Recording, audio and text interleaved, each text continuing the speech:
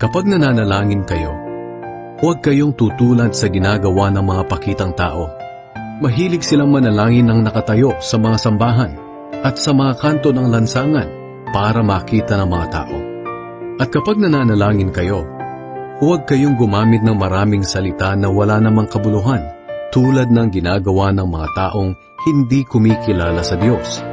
Akala nila ay sasagutin sila ng Diyos kung mahaba ang kanilang panalangin.